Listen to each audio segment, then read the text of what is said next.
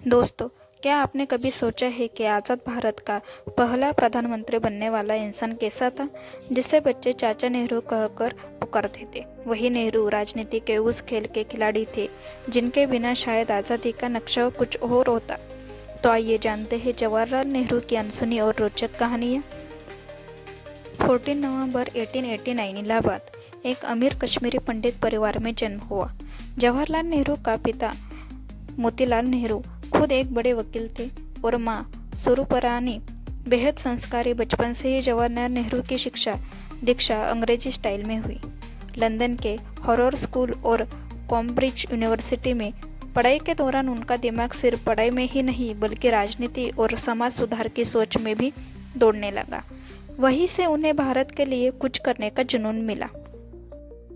भारत लौटकर वे कांग्रेस से जुड़े और महात्मा गांधी से प्रभावित होकर आज़ादी की लड़ाई में कूद पड़े।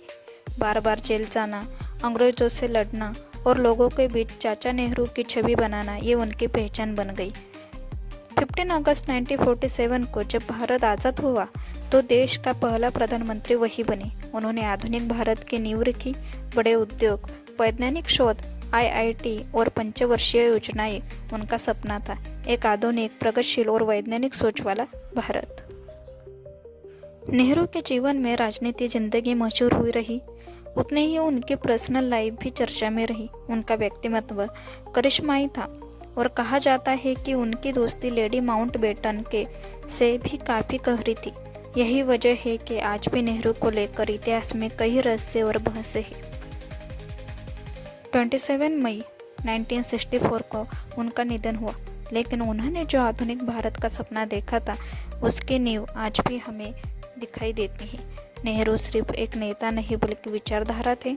तो दोस्तों, आपको पंडित जवाहरलाल नेहरू की यह जीवनी कैसी लगी? क्या आप मानते हैं कि उनका योगदान भारत की आज़ादी और विकास में सबसे बड़ा था? कमेंट में अपनी राय ज़रूर बताएं।